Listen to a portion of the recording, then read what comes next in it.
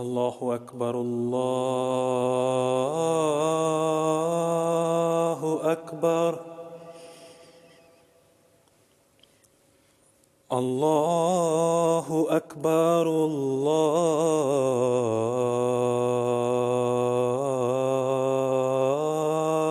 اکبر اشہد ان لا الہ الا اللہ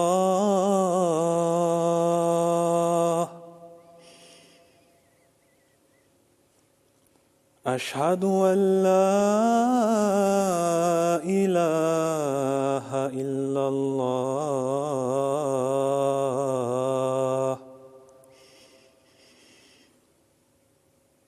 اشہد ان محمد رسول اللہ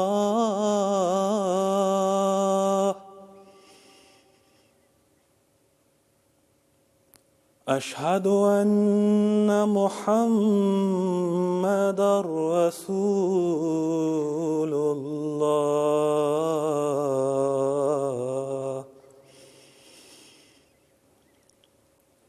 حی علی الصلاة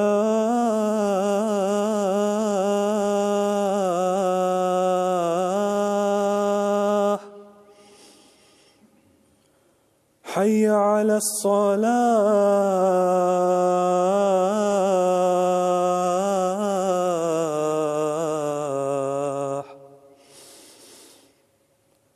حی علی الفلاح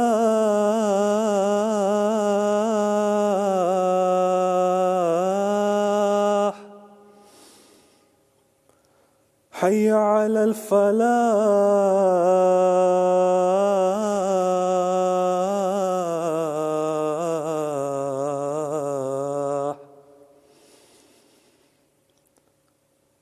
اللہ اکبر اللہ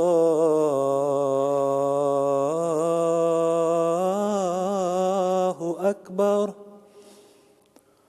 لا الہ الا اللہ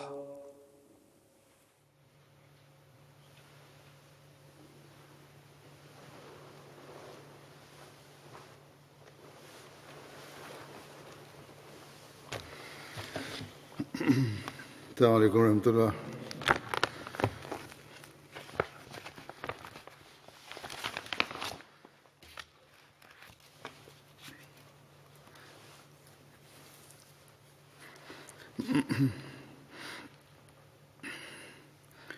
أشهد أن لا إله إلا الله وحده لا شريك له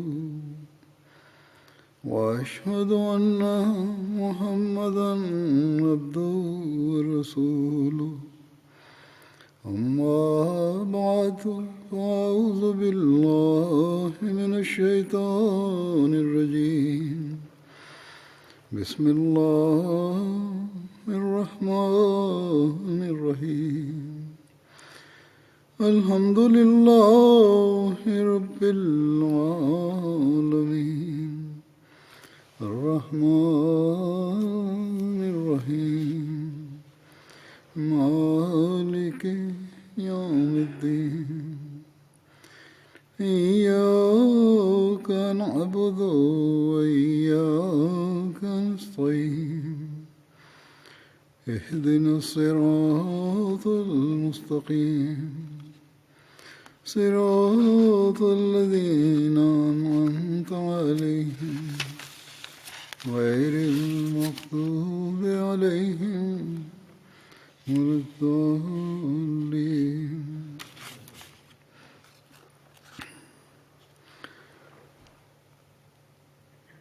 اللہ تعالیٰ کے فضل سے آج کل ہم ماہ رمضان میں سے گزر رہے ہیں اور 2 دن تک آخری عشرے میں بھی شامل ہونے والے ہیں۔ حضرت صلی اللہ علیہ وسلم نے فرمایا ایک موقع پر کہ اللہ تعالیٰ آخری عشرے میں، رمضان کے آخری عشرے میں جہنم سے نجات دیتا ہے۔ بس ہمیں ان دنوں میں خاص طور پر اپنی عبادتوں کو سنوارنے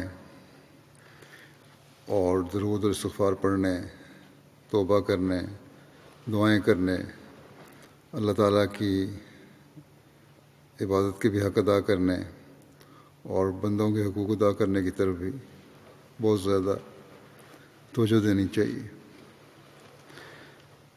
تاکہ ہم اللہ تعالیٰ کی رضا حاصل کرنے والے بن کر جہنم سے بچنے والے ہوں۔ حضرت صلی اللہ علیہ وسلم کا اپنا اسوہ اور طریق رمضان کے آخری عشرے میں کیا تھا، عبادتوں کے کیا معیار تھے۔ آپ کے تمام دنوں میں بھی عبادتوں کے وہ معیار تھے کہ ہم ان کا بیان بھی نہیں کر سکتے الفاظ میں، لیکن رمضان میں ان کی کیا حالت ہوتی تھی، اس بارے میں حضرت عائشہ رضی اللہ عنہا فرماتی ہیں کہ آپ اتنی کوشش فرماتے کہ جو اس کے علاوہ کبھی دیکھنے میں نہ آتی۔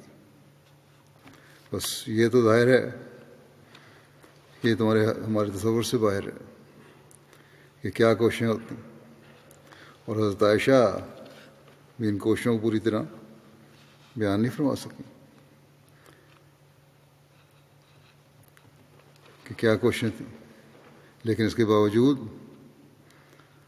اللہ تعالیٰ کا مومنوں کو حکم ہے کہ حضرت صلی اللہ علیہ وسلم تمہارے لیے اسوہ حسنہ ہے، تم نے ان کی پیروی کرنی ہے اور اپنی استعدادوں کے مطابق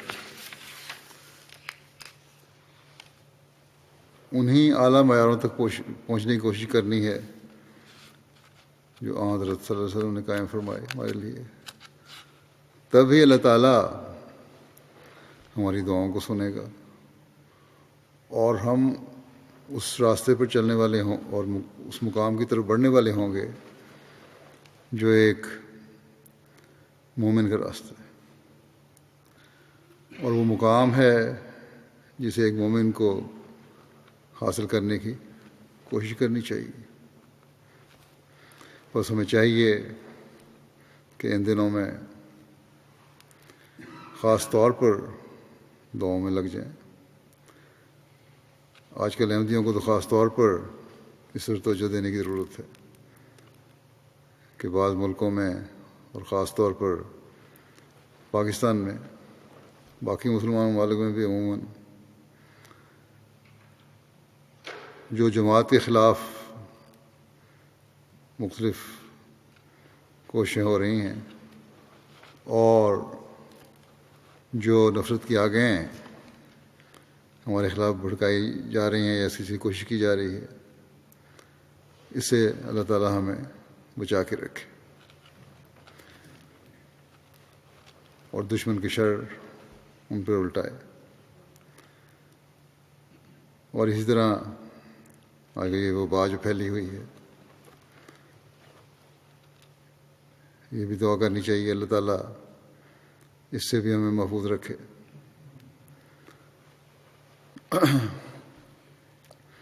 یہ ہماری خوش قسمتی ہے کہ ہمیں اللہ تعالیٰ نے حضرت صلی اللہ علیہ وسلم اور پھر اس زمانے میں حضرت صلی اللہ علیہ وسلم کے غلام صادق کے ذریعے دعاؤں کی طرف نہ صرف توجہ دلائی بلکہ اس کے مقبول ہونے کے طریقے بھی سکھلائے۔ اللہ تعالیٰ کی حمد و ثنا کے ساتھ حضرت صلی اللہ علیہ وسلم کو درود بھیجنا بھی قبولیت دعا کے لیے بہت ضروری ہے، ورنہ وہ دعائیں زمین و آسمان کے درمیان معلق ہو جاتی ہیں۔ پھر آپ صلی اللہ علیہ وسلم نے فرمایا کہ جس شخص نے مجھ پر درود بھیجنا چھوڑ دیا وہ جنت کی راکھ ہو بیٹھا۔ اسی طرح ایک یہ بھی حدیث ہے کہ حضرت صلی اللہ علیہ وسلم نے فرمایا کہ مجھ پہ درود بھیجا کرو، تمہارا درود بھیجنا خود تمہاری پاکیزگی اور ترقی کا ذریعہ ہے۔ پھر یہ بھی حضرت صلی اللہ علیہ وسلم کا ارشاد ہے کہ جو شخص مجھ پر دلی خلوص سے درود بھیجے گا اس پر اللہ تعالیٰ 10 بار درود بھیجے گا اور اسے 10 درجات کی رفعت بخشے گا اور اس کی 10 نیکیاں لکھے گا۔ پس ان روایات سے درود شریف کی اہمیت واضح ہو جاتی ہے۔ اور ہم جو حضرت مسیح موعود علیہ الصلوۃ والسلام کے ماننے والے ہیں، ہم جو اس بات کے دعوے دار ہیں کہ ہم نے حضرت مسیح موعود علیہ السلام کے ذریعے جو حضرت صلی اللہ علیہ وسلم کے مقام و مرتبہ کا ادراک حاصل کیا ہے وہ اس کے بغیر ممکن نہیں تھا۔ ہمارا فرض بنتا ہے کہ درود شریف کی اہمیت کو سمجھیں اور زیادہ سے زیادہ درود پڑھنے کی کوشش کریں، صرف اس لیے نہیں کہ اللہ تعالیٰ ہماری دعاؤں کو سنے، بلکہ اس لیے کہ مستقل پاکیزگی ہماری زندگیوں کا حصہ بن جائے۔ اس درود کے ذریعے ہم اللہ تعالیٰ کا قرب پانے والے بن جائیں، ہم اس درود کے ذریعے اپنی زندگیوں کو مستقل پاکیزہ کرنے والے بن جائیں، ہم دینی اور روحانی ترقی حاصل کرنے والے بن جائیں۔ صرف ہمارا دعویٰ یا منہ کی باتیں نہ ہوں کہ ہم حضرت صلی اللہ علیہ وسلم کے حضرت صلی اللہ علیہ وسلم کے عاشق کے ساتھوں کو مانا ہے، بلکہ ہمارا ہر عمل اور ہماری ہر حرکت و سکون ہمارے اس دعوے کی عکاسی کرنے والے ہو کہ ہم اس مسیح موعود اور مہدی موعود کو ماننے والے ہیں جس کے بارے میں آسمان پر فرشتوں نے بھی کہا تھا کہ وہ شخص ہے جو رسول اللہ صلی اللہ علیہ وسلم سے سب سے زیادہ محبت کرنے والا ہے۔ حضرت مسیح علیہ السلام اپنے اسلام کا تذکرہ فرماتے ہوئے جس کے الفاظ یہ ہیں کہ صلی علی محمد و آل محمد سید ولد آدم و خاتم النبیین، اور درود بھیج محمد اور آل محمد پر جو سردار ہے آدم کے بیٹوں کا اور خاتم الانبیاء ہے صلی اللہ علیہ وسلم۔ آپ نے فرمایا کہ یہ اس بات کی طرف اشارہ ہے کہ یہ سب مراتب اور تفضلات اور عنایات اس کے طفیل سے ہیں اور اس سے محبت کرنے کا یہ صلہ ہے۔ فرمایا سبحان اللہ، اس سرور کائنات کے حضرت عادیت میں کیا اعلیٰ مراتب ہیں، اس سرور کائنات کے حضرت عادیت میں کیا ہی اعلیٰ مراتب ہیں اور کس قسم کا قرب ہے کہ اس کا محبوب خدا کا محبوب بن جاتا ہے اور اس کا خادم ایک دنیا کا مخدوم بن جاتا ہے۔ یعنی حضرت صلی اللہ علیہ وسلم کی غلامی کا حق ادا کرنے والا اللہ تعالیٰ کے ہاں وہ مقام حاصل کرتا ہے کہ ایک دنیا اس کے ہاتھ پر جمع ہو کر غلامی کا اعلان کرتی ہے۔ بس آج جو دنیا میں حضرت مرزا غلام احمد قادیانی، مسیح موعود اور مہدی موعود کا مقام ہے، یہ حضرت صلی اللہ علیہ وسلم کی غلامی کی وجہ سے ہے، آپ صلی اللہ علیہ وسلم سے محبت کی وجہ سے ہے، آپ صلی اللہ علیہ وسلم کے سچے عاشق ہونے کی وجہ سے ہے۔ اس محبت ہی کی وجہ ہے کہ اللہ تعالیٰ نے حضرت مسیح موعود علیہ السلام کو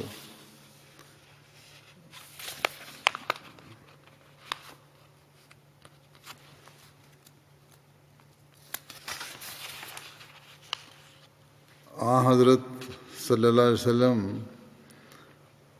کی غلامی میں آنے والا وہ امتی نبی قرار دیا ہے جو حضرت صلی اللہ علیہ وسلم کے کام کو پھیلانے کے لیے بھیجا گیا ہے، آگے چلانے کے لیے بھیجا گیا ہے، اسلام کی اشاعت کے لیے بھیجا گیا ہے۔ پھر آپ صلی اللہ علیہ وسلم فرماتے ہیں کہ اس مقام پر مجھے یاد حضرت مسیح علیہ السلام فرماتے ہیں کہ اس مقام پر مجھے یاد آیا کہ ایک رات اس عاجز نے اس کثرت سے درود شریف پڑھا کہ دل و جان اس سے معطر ہو گیا۔ اس رات خواب میں دیکھا کہ آب زلال کی شکل پر، یعنی میٹھے اور صاف پانی کی صورت میں مشقیں بھری ہوئیں، فرشتے نور کی مشقیں اس عاجز کے مکان پر لیے آتے ہیں، اور ایک نے ان میں سے کہا کہ یہ وہی برکات ہیں جو تو نے محمد صلی اللہ علیہ وسلم کی طرف بھیجی تھی۔ اور ایسا ہی عجیب ایک اور قصہ یاد آیا کہ ایک مرتبہ الہام ہوا جس کے معنی یہ تھے کہ ملائے اعلیٰ کے لوگ خصومت میں ہیں، یعنی ارادہ الہی احیاء دین کے لیے جوش میں ہے، لیکن ہنوز ملائے اعلیٰ پر شخص موہی کا تعین ظاہر نہیں ہوئی، اس لیے وہ اختلاف میں ہے۔ اس اسناد میں خواب میں دیکھا کہ لوگ ایک موہی کی تلاش کرتے پھرتے ہیں، اور ایک شخص اس عاجز کے سامنے آیا اور اشارہ سے اس نے کہا حاضر رجل یحب رسول اللہ، یعنی یہ وہ آدمی ہے جو رسول اللہ سے صلی اللہ علیہ وسلم سے محبت رکھتا ہے۔ اور اس قول سے یہ مطلب تھا کہ شرط اعظم اس عہدے کی، یعنی موہی کی احیاء دین کرنے والے کی جو شرط ہے سب سے بڑی، وہ محبت رسول ہے، سو وہ اس شخص میں متحقق ہے۔ بس ہم اس مسیح و مہدی کے ماننے والے ہیں جسے اللہ تعالیٰ نے احیاء دین کے لیے بھیجا ہے،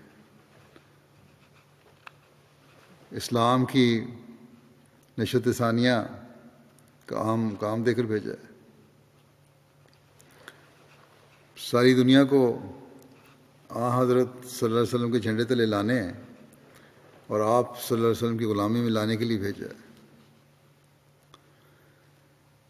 اور آپ علیہ السلام نے حضرت صلی اللہ علیہ وسلم کی محبت میں ڈوب کر ہی یہ مقام پایا ہے۔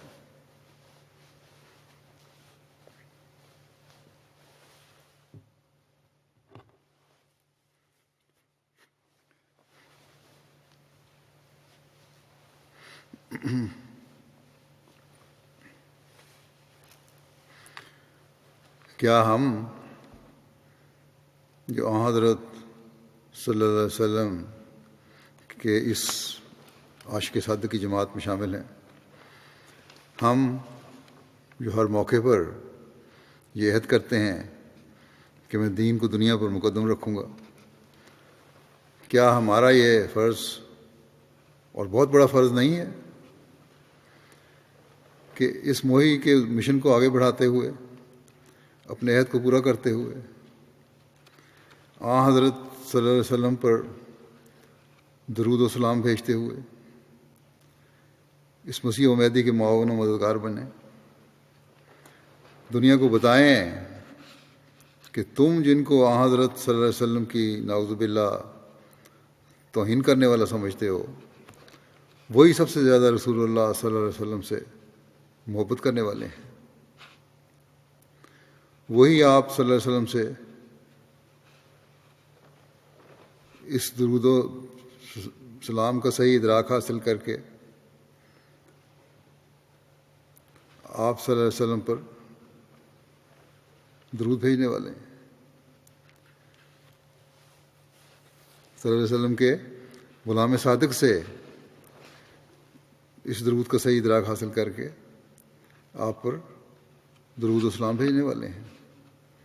ہم ہیں جو رمضان میں نہ صرف اپنی ذاتی دعاؤں کی طرف توجہ دینے والے ہیں، بلکہ بے چین ہو کر کہ کس طرح دنیا میں محمد رسول اللہ صلی اللہ علیہ وسلم کے نام کا بول بالا ہو، کس طرح آپ صلی اللہ علیہ وسلم کا جھنڈا تمام دنیا میں لہرائے، کس طرح لوگ آن حضرت صلی اللہ علیہ وسلم کی غلامی میں آ کر اپنی دنیا و عاقبت سنوارنے والے بنے، کس طرح لوگ آپ کی غلامی میں آنے کو اپنے آپ کے لیے باعث فخر سمجھیں، کس طرح لوگ اسلام کے نام کے ساتھ جڑنے کو اپنے لیے باعث فخر سمجھیں کہ یہی ایک دین ہے جو دنیا میں امن و سلامتی کی ضمانت ہے. یہی ایک دین ہے جو بندے کو خدا تعالیٰ سے جوڑنے کی صلاحیت رکھتا ہے.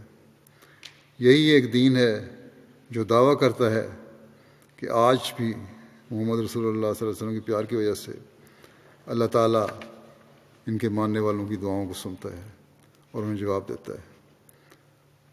بس ایک بہت بڑی ذمہ داری ہے جو ہم احمدیوں کے کندھوں پر ڈالی گئی ہے. ہم نے ہی دنیا کو اب یہ بتانا ہے. بس ہمیں اب یہ دیکھنا ہے کہ کس سچائی اور گہرائی سے ہم اس فرض کو ادا کرتے ہیں، اور پھر اللہ تعالیٰ کے فضلوں اور انعاموں سے فیض اٹھانے والے بنتے ہیں. اگر ہم نے حقیقتاً تا قیامت ان انعاموں اور فضلوں کا وارث بننا ہے تو ہم انفرادی طور پر بھی اور اجتماعی طور پر بھی حضرت صلی اللہ علیہ وسلم پر درود و سلام بھیجتے چلے ہمیں حضرت صلی اللہ علیہ وسلم پر درود و سلام بھیجتے چلے جانا ہوگا.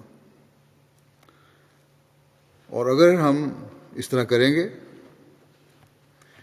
تو پھر ہم دیکھیں گے کہ کس طرح دشمن کے مکر اور اس کے حربے اور اس کے حملے اللہ تعالیٰ کے فضل سے تباہ و برباد ہو جاتے ہیں. کس طرح دشمن کو اللہ تعالیٰ دشمن سے خود ہی اللہ تعالیٰ نپٹ لیتا ہے. ہم دیکھیں گے کہ روحانی طور پر بھی ہم اور ہماری نسلیں ترقی کی منازل طے کرنے والی ہوں گی.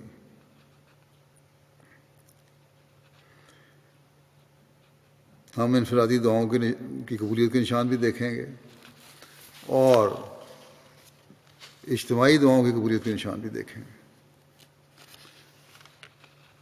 اور یہ بات کبھی جھوٹی نہیں ہو سکتی، کیونکہ اللہ تعالیٰ کے رسول نے ہمیں اس بات کی ضمانت دی ہے کہ جو دعا اللہ تعالیٰ کی ثنا اور مجھ پر درود بھیجتے ہوئے کرو گے وہ تمہاری حاجتیں پوری کرنے والی دعا ہوگی. لیکن شرط یہ ہے کہ دل سے اور خلوص دل سے ادا کیا ہوا یہ درود ہو. حضرت صلی اللہ علیہ وسلم کے مقام و مرتبہ کے بلند تر کرنے کی ایک تڑپ ہو. اللہ تعالیٰ کے حضور دلی دعا ہو، اور یہ اس صورت میں ہو سکتا ہے جب اس بات کی گہرائی اور حکمت کا بھی علم ہو. اس بارے میں مختصراً بتا دیتا ہوں درد سے دعا اس وقت نکلتی ہے جب یہ علم ہو کہ انسان دعا کر کے رہا ہے. صرف منہ سے الفاظ ادا کرنے سے نہ ہی الفاظ کی گہرائی اور مطلب کا علم ہو سکتا ہے، نہ یہ دل پر اثر کر سکتے ہیں جو ہونا چاہیے.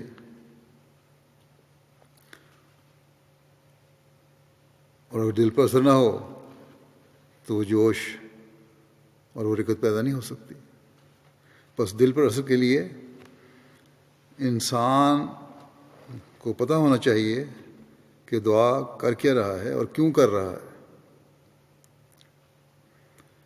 لاکھوں کروڑوں لوگ منہ سے درود کے الفاظ دہرا دیتے ہیں، لیکن یہ پتہ نہیں کہ اس کا مطلب کیا ہے، درود پڑھنے کا ہمیں کیا فائدہ ہے، اور حضرت صلی اللہ علیہ وسلم کو اس کا کیا فائدہ ہے. حضرت مسلم موعود رضی اللہ عنہ نے ایک دفعہ بیان فرمایا تھا، اس کا خلاصہ اس وقت کچھ حد تک میں پیش کر دیتا ہوں.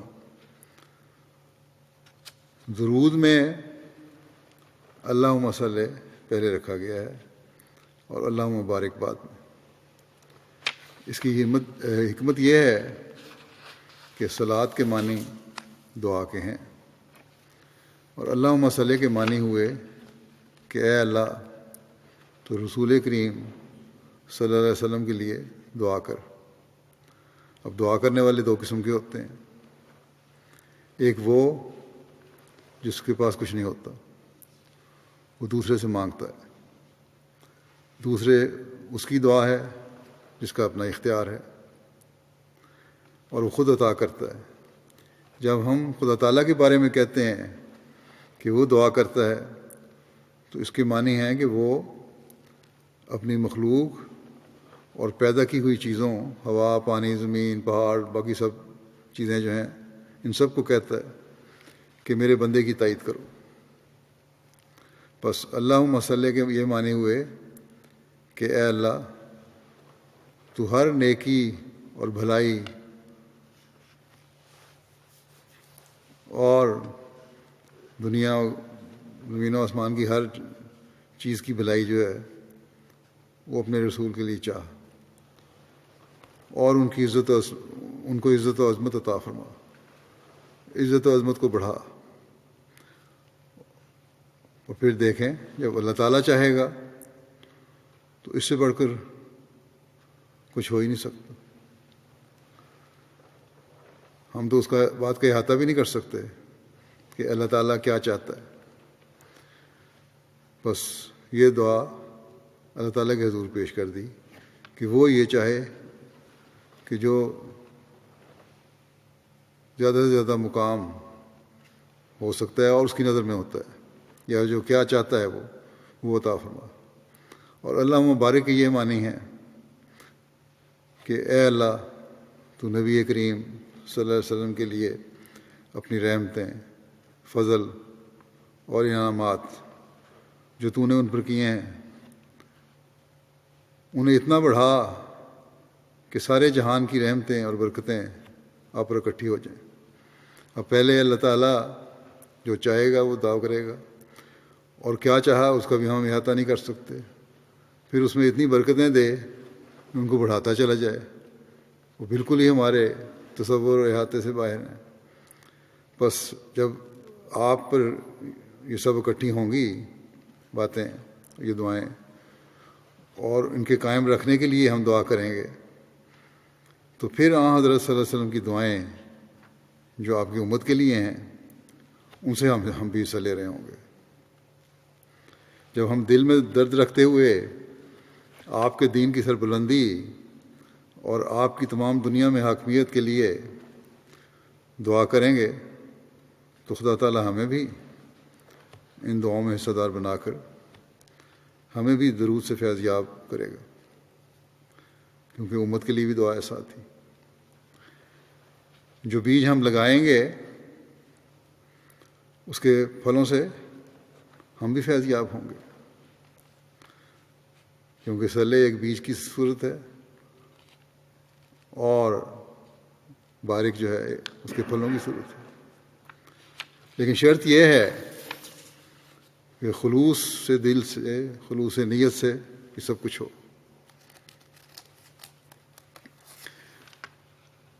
حضرت صلی اللہ علیہ وسلم کی لائی ہوئی تعلیم پر عمل ہو، حقوق اللہ اور حقوق العباد کی ادائیگی کی طرف توجہ ہو،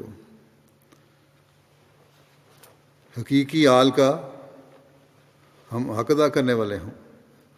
یہ نہیں کہ اللہ تعالیٰ اور اس کے رسول کے نام پر ظلم ہوں اور ساتھ درود پڑھ کر کہیں کہ ہم ان برکات کا مورد بھی بن جائیں جو درود پڑھنے والے کو ملتے ہیں. قانون توڑ کر لوگوں کو تکلیف میں ڈال کر پھر کہنا کہ ہم رسول کے عاشق ہیں اور آپ پر درود اور سلام بھیجنے والے ہیں، اس لیے ہمیں کچھ نہ کہا جائے. سڑکیں بلاک کر دیں، مریض ہسپتال نہ پہنچ سکیں، اس لیے کہ ہم اللہ اور رسول کے نام پہ سب کچھ کر رہے ہیں، ہم صحیح ہیں. تو یہ ساری باتیں جو ہیں یہ اللہ تعالیٰ اور اس کے رسول کے حکموں کی صحیح سری نافرمانی ہے، مکمل طور پر نافرمانی ہے،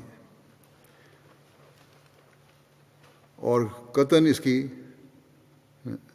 نہ اللہ تعالیٰ نے اجازت دی ہے، نہ رسول پاک صلی اللہ علیہ وسلم نے اجازت دی ہے،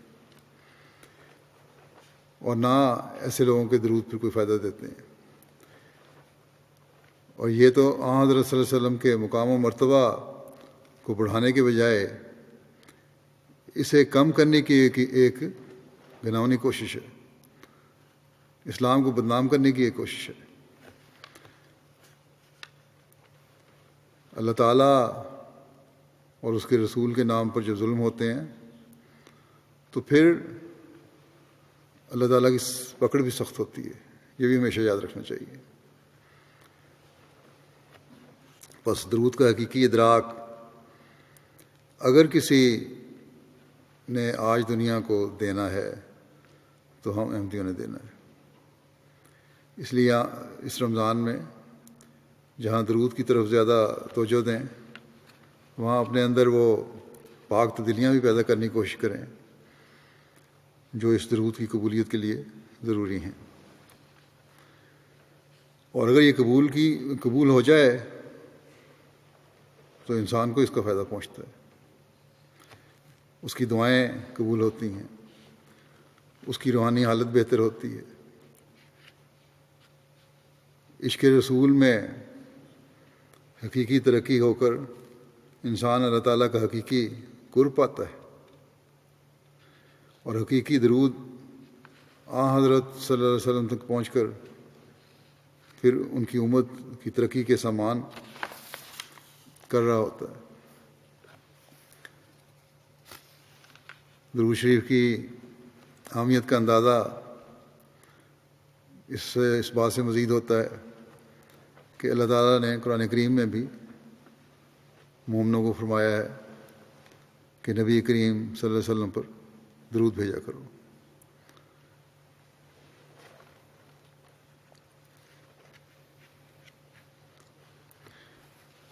اللہ تعالیٰ فرماتا ہے کہ ان اللہ و ملائکتہ یصلون علی النبی یا ایھا الذین آمنوا صلوا علیہ وسلموا تسلیما.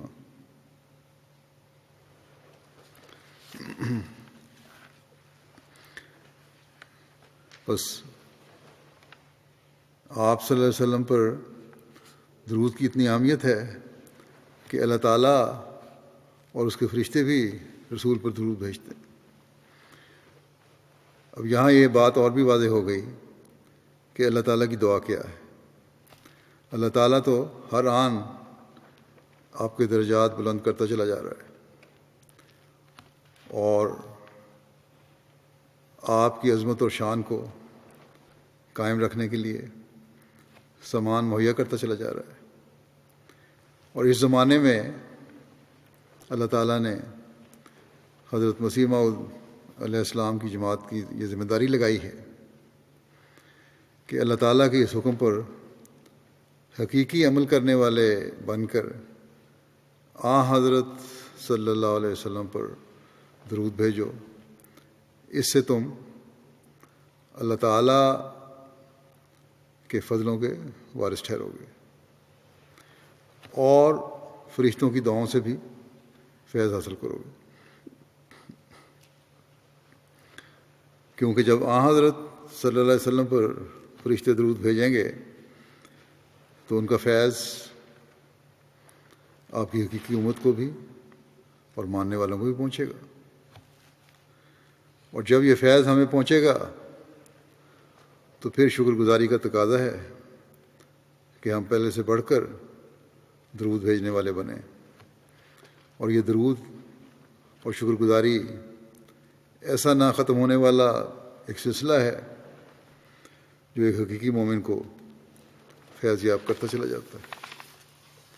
حضرت اقدس مسیح موعود علیہ الصلوۃ والسلام اس آیت کی وضاحت میں ایک جگہ فرماتے ہیں کہ ہمارے سید و مولا حضرت محمد رسول اللہ صلی اللہ علیہ وسلم کا ہی صدق و وفا دیکھیے، آپ نے ہر ایک قسم کی بد تحریک کا مقابلہ کیا، طرح طرح کے مصائب و تکالیف اٹھائے، لیکن پرواہ نہ کی۔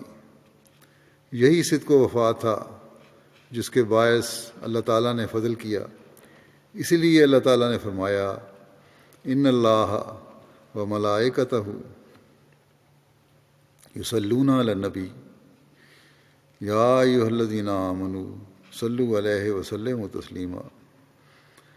اللہ تعالیٰ اور اس کے تمام فرشتے رسول پر درود بھیجتے ہیں، اے ایمان والو تم درود و سلام بھیجو نبی پر۔ اس آیت سے ظاہر ہوتا ہے کہ رسول اکرم کے اعمال ایسے تھے کہ اللہ تعالیٰ نے ان کی تعریف یا اوصاف کی تحدید کرنے کے لیے کوئی لفظ خاص نہ فرمایا۔ لفظ تو مل سکتے تھے لیکن خود استعمال نہ کیے، یعنی آپ کے اعمال صالحہ کی تعریف تحدید سے بیرون تھی، ان کا احاطہ کرنا بہت مشکل تھا، اس سے باہر تھی۔ اس قسم کی آیت کسی اور نبی کی شان میں استعمال نہ کی۔ آپ کی روح میں وہ صدق و صفا تھا، اور آپ کے اعمال خدا کی نگاہ میں اس قدر پسندیدہ تھے کہ اللہ تعالیٰ نے ہمیشہ کے لیے حکم دیا کہ آئندہ لوگ شکر گزاری کے طور پر درود بھیجیں۔ بس یہ شکر گزاری آخر ہمیں ہی فائدہ پہنچانے والی ہوگی۔ اللہ تعالیٰ اس رمضان میں بھی اور بعد میں بھی ہمیں ہمیشہ درود کی اہمیت کو سمجھتے ہوئے درود بھیجنے کی توفیق عطا فرماتا چلا جائے۔ اللہم صلی علی محمد وعلی آل محمد کما صلیت علی ابراہیم وعلی آل ابراہیم انک حمید مجید۔ اللہم بارک علی محمد وعلی آل محمد کما بارکت علی ابراہیم وعلی آل ابراہیم انک حمید مجید۔ دوسری بات جس کی طرف میں اس وقت خاص طور پر توجہ دلانی چاہتا ہوں وہ ہے استغفار۔ یہ دعا کہ استغفر اللہ ربی من کل ذنب واتوب الیہ، یعنی میں تمام گناہوں سے اللہ تعالیٰ کی مغفرت طلب کرتا ہوں جو میرا رب ہے، اور اس کی طرف توبہ کرتے ہوئے جھکتا ہوں۔ یہ ایک ایسی دعا ہے جو انتہائی عام ہے۔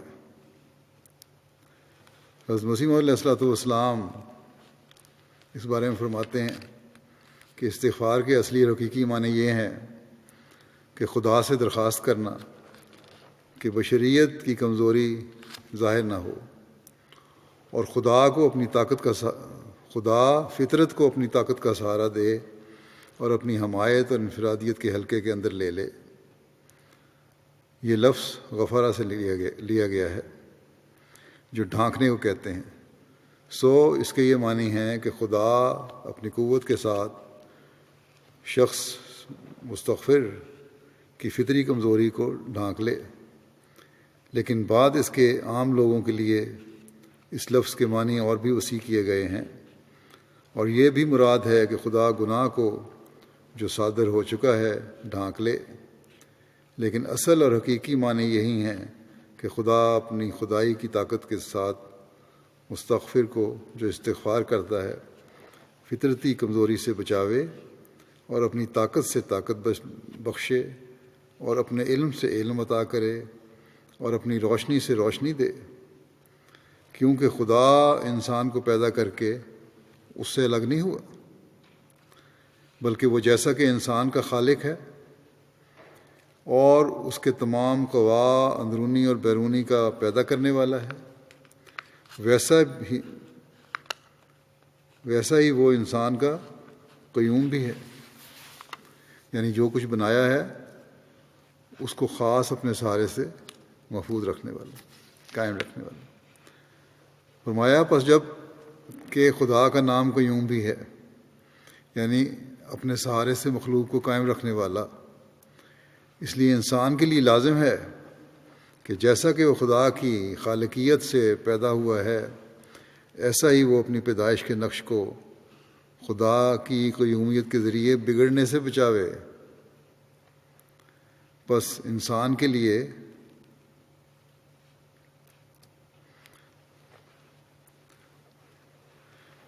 یہ ایک طبی ضرورت تھی جس کے لیے استغفار کی ہدایت ہے۔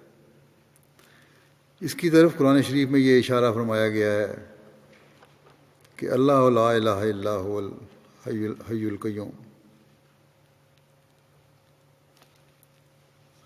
سو وہ خالق بھی ہے اور قیوم بھی ہے، اور جب انسان پیدا ہو گیا تو خالقیت کا کام تو پورا ہو گیا، مگر قیومیت کا کام ہمیشہ کے لیے ہے، اس لیے دائمی استغفار کی ضرورت پیش آئی۔ اپنے حالتوں کو بگڑنے سے بچانے کے لیے اللہ تعالیٰ کی صفت قیومیت یہاں اس صورت میں کام آتی ہے جب دائمی استغفار آدمی کرتا ہے۔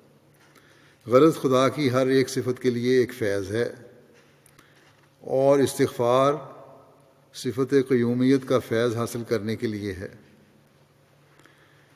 اسی کی طرف اشارہ سورہ فاتحہ کی اس آیت میں ہے کہ ایاک نعبد و ایاک نستعین، یعنی ہم تیری عبادت کرتے ہیں اور تجھ سے ہی اس بات کی مدد چاہتے ہیں کہ تیری قیومیت اور ربوبیت ہمیں مدد دے اور ہمیں ٹھوکر سے بچاوے، تا ایسا نہ ہو کہ کمزوری ظہور میں آوے اور ہم عبادت نہ کر سکیں۔ بس عبادتوں کے بجا لانے کے لیے، شیطان کے حملوں سے بچنے کے لیے، اللہ تعالیٰ کے حکموں پر عمل کرنے کے لیے استغفار ایک انتہائی اہم اور ضروری چیز ہے۔ صرف یہ نہیں کہ جب کوئی گناہ سرزد ہو جائے تو پھر ہی استغفار کرنی ہے، بے شک اس وقت بھی استغفار اور توبہ بہت ضروری ہے، کیونکہ آئندہ گناہوں سے بچانے اور پچھلے گناہ کی بخشش اور آئندہ گناہوں سے بچانے اور اللہ تعالیٰ کے لیے بچانے کے لیے اللہ تعالیٰ کی مدد کی ضرورت ہے، جو استغفار کے ذریعے سے ملتی ہے۔ بس گناہ سرزد ہونے پر بھی اور نا سرد ہونے پر بھی دونوں صورتوں میں استغفار انتہائی عام ہے۔ شیطان تو ہمارے راستے پہ کھڑا ہے، انسان اپنی کوششوں سے اس سے بچ نہیں سکتا۔ انسان کہہ دے کہ میں اپنی کوشش سے اس سے بچ جاؤں گا تو ممکن نہیں۔ اس کا ایک ہی ذریعہ ہے کہ اللہ تعالیٰ سے مدد چاہی جائے، اور اللہ تعالیٰ فرماتا ہے کہ میری مدد حاصل کرنے کے لیے، میری مدد چاہنے کے لیے تم کثرت سے استغفار کرو۔ یہی ذریعہ ہے جو آئندہ شیطانی حملوں سے بھی محفوظ رکھے گا اور گزشتہ گناہوں کی معافی کا بھی ذریعہ بنے گا۔ انسان کمزور ہے، اس لیے استغفار بہت ضروری ہے، کیونکہ استغفار طاقت دیتا ہے۔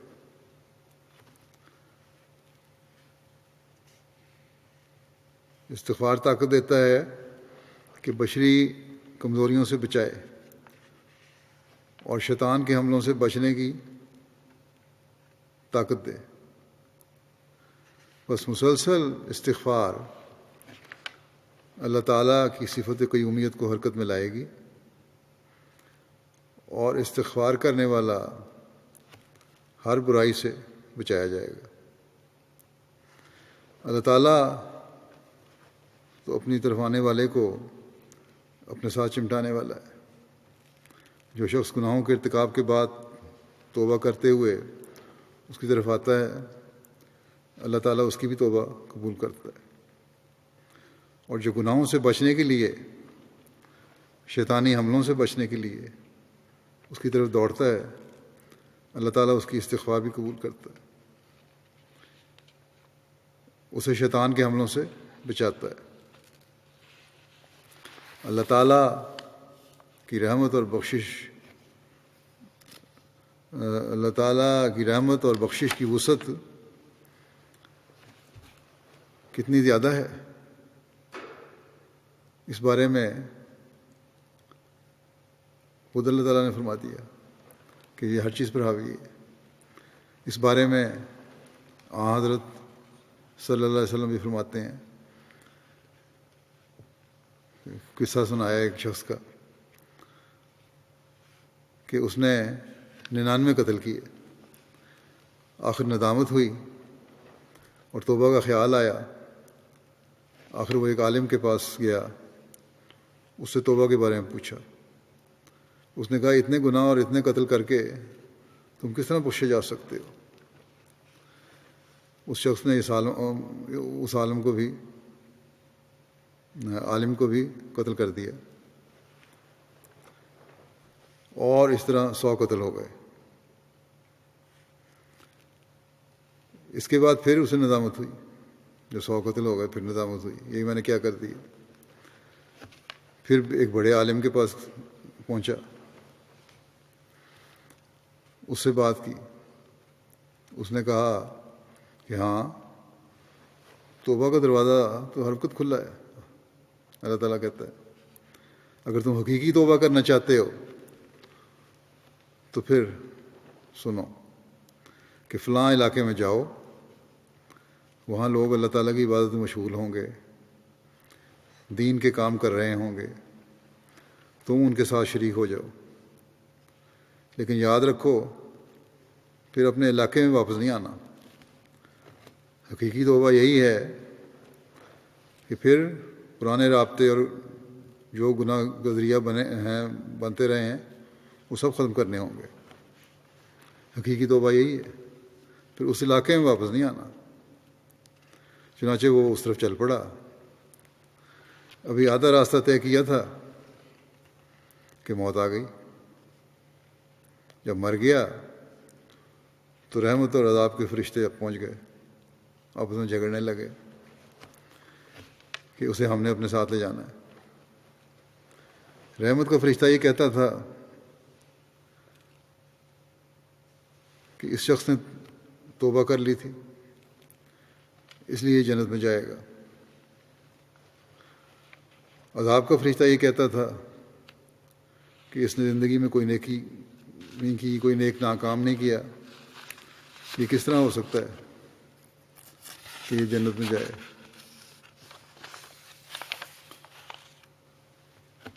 یہ نہیں بخشا جا سکتا۔ اتنے میں ایک تیسرا فرشتہ بھی آیا،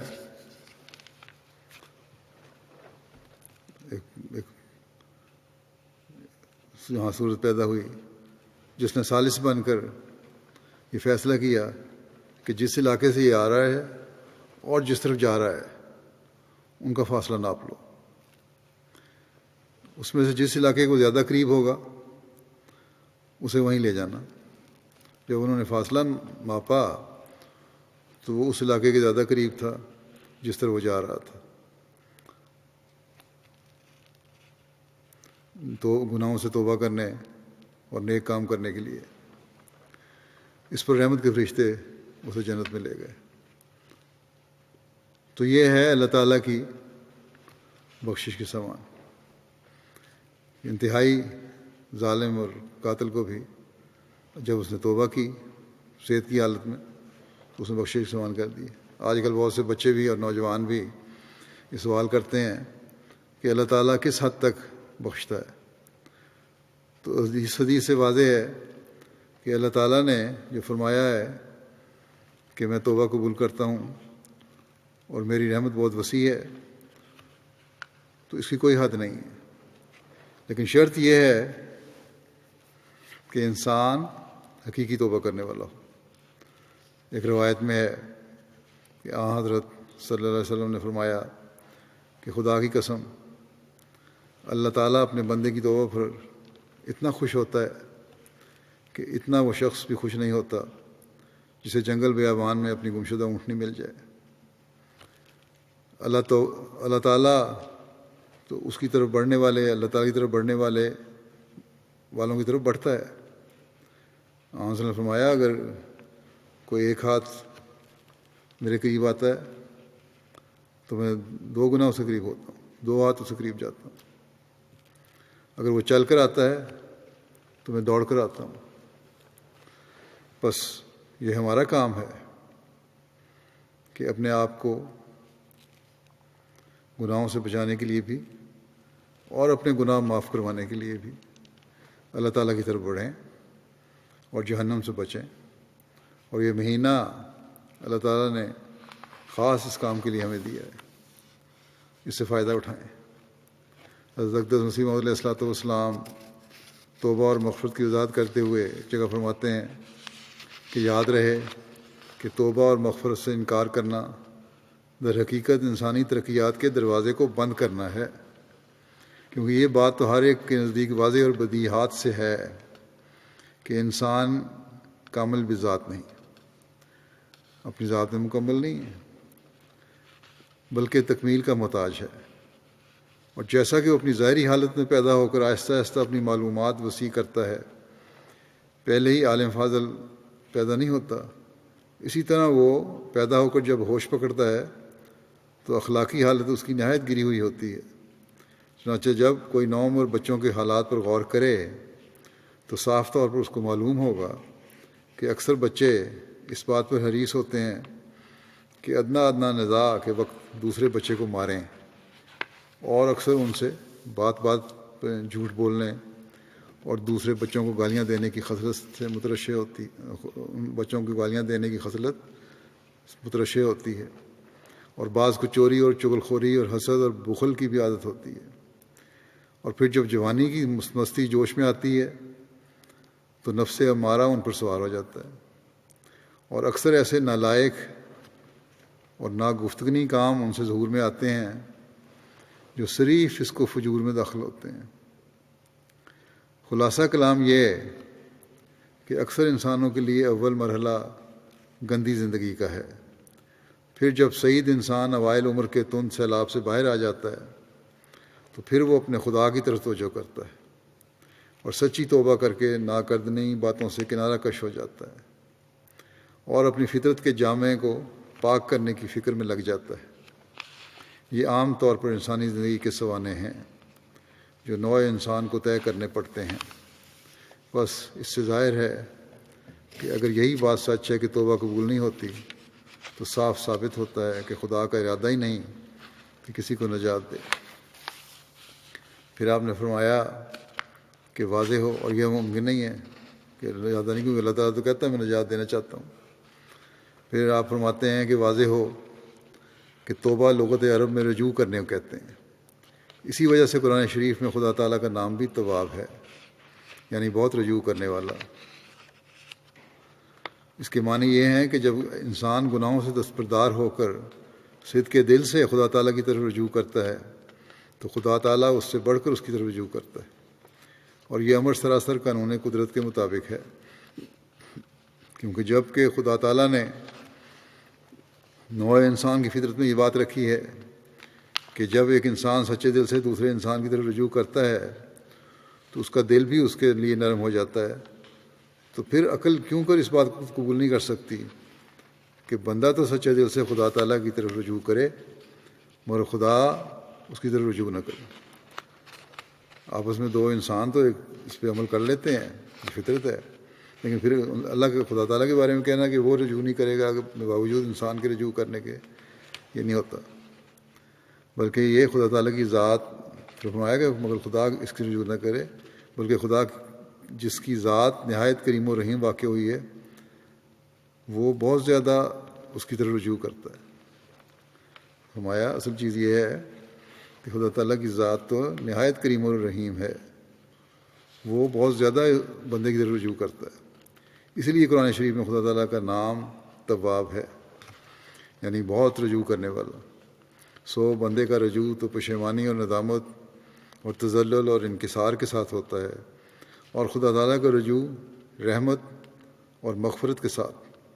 اگر رحمت خدا تعالیٰ کی صفات میں سے نہ ہو تو کوئی مخلصی نہیں پا سکتا۔ افسوس کہ ان لوگوں نے خدا تعالیٰ کی صفات پر غور نہیں کیا اور تمام مدار اپنے افعال، اپنے فعل اور عمل پر رکھا ہے، مگر وہ خدا جس نے بغیر کسی کے عمل کے ہزاروں نعمتیں انسان کے لیے زمین پر پیدا کی، کیا اس کا یہ خلق ہو سکتا ہے کہ انسان ضعیف البنیان جب اپنی غفلت سے متنبہ ہو کر اس کی طرف رجوع کرے، اور رجوع بھی ایسا کرے کہ گویا مر جاوے، اور پہلا ناپاک چولہا اپنے بدن پر سے اتار دے اور اس کی آتش محبت میں جل جائے، تو پھر بھی خدا اس کی طرف رحمت کے ساتھ توجہ نہ کرے؟ کیا اس کا نام خدا کا قانون قدرت ہے؟ پھر آپ نے فرمایا خدا تعالیٰ کے فضل و کرم کا دروازہ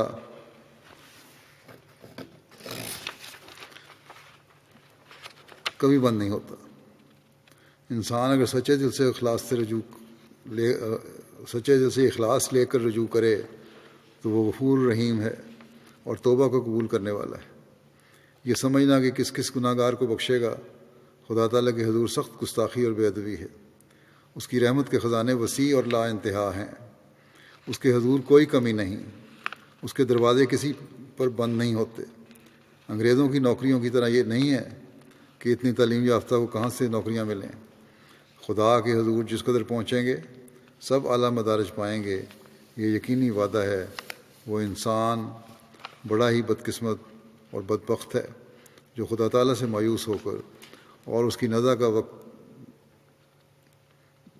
غفلت کی حالت میں اس پر آ جاوے۔ مایوس ہو جو خدا تعالیٰ سے مایوس ہو اور اس کی نزع کا وقت غفلت کی حالت میں اس پر آ جاوے، بے شک اس وقت دروازہ بند ہو جاتا ہے۔ بس اللہ تعالیٰ کی مغفرت کے دروازے کھلے ہیں۔ ہاں یہ ضرور ہے کہ انسان صحت کی حالت میں توبہ کرے، اور نہ یہ کہ آخری سانس لیتے ہوئے۔ بس ان دنوں میں بہت زیادہ توبہ اور استغفار ہمیں کرنی چاہیے کہ یہ رمضان کا مہینہ قبولیت دعا کا مہینہ بھی ہے، اور پھر اس کا آخری عشرہ جہنم سے بچانے والا بھی ہے۔ گناہوں سے معافی اور نیکیاں کرنے کی توفیق اللہ تعالیٰ سے ہی ملتی ہے۔ اگر اس سے ہم جڑ جائیں، اللہ تعالیٰ سے ہم جڑ جائیں، تو ہماری دنیا و عاقبت سمجھ جائے گی۔ جیسا کہ میں نے کہا تھا کہ ہم احمدیوں کو تو بعض جگہ احمدیوں کے لیے تو بعض جگہ زمینیں انتہا سے زیادہ تنگ کی جا رہی ہیں۔ ان مشکلات سے نکلنے کے لیے ایک ہی حل ہے کہ ہم اپنا تعلق خدا تعالیٰ سے جوڑ لیں۔ اللہ تعالیٰ سے ہمارا تعلق جڑ گیا، ہمارے درود اور ہمارے استغفار اللہ تعالیٰ کی رضا کو حاصل کرنے والے ہو گئے، تو دشمن ہزار کوششیں کر لے، ہمیں کوئی نقصان نہیں پہنچا سکتا۔ لیکن اگر اللہ تعالیٰ ہم سے راضی نہیں تو دنیا کا کوئی ہیلا ہمیں فائدہ نہیں پہنچا سکتا، ان کی کوئی کوشش ہمیں فائدہ نہیں پہنچا سکتی۔ بس ہمیں چاہیے کہ خدا تعالیٰ سے اپنے اس تعلق کو مضبوط کریں۔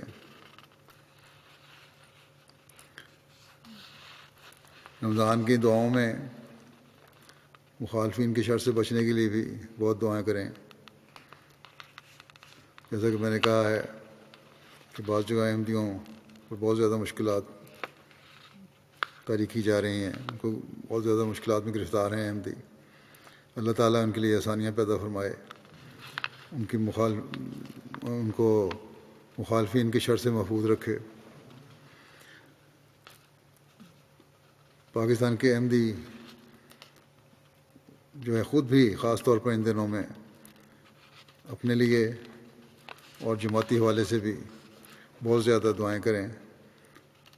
پھر آج کل اسی طرح جو کرونا کی وبا پھیلی ہوئی ہے، اس سے محفوظ رہنے کے لیے وہ دعا کریں اللہ تعالیٰ اس بلا سے بھی دنیا کو نجات دے، ہمیں محفوظ رکھے. اللہ تعالیٰ ہمیں حقیقی رنگ میں درود و استغفار کرنے والا بنائے.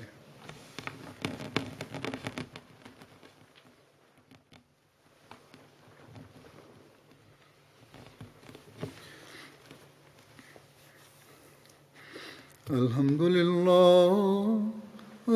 للہ نحمده ونستعینه ونستغفره ونؤمن به ونتوکل علیہ ونعوذ باللہ من شرور انفسنا ومن سیئات اعمالنا من يهده الله فلا مضل له ومن يضلل فلا هادي له ونشهد أن لا إله إلا الله ونشهد أن محمدا عبده ورسوله. عباد الله رحمكم الله، إن الله يأمر بالعدل والإحسان وإيتاء ذي القربى وينهى عن الفحشاء والمنكر والبغي يعظكم لعلكم تذكرون.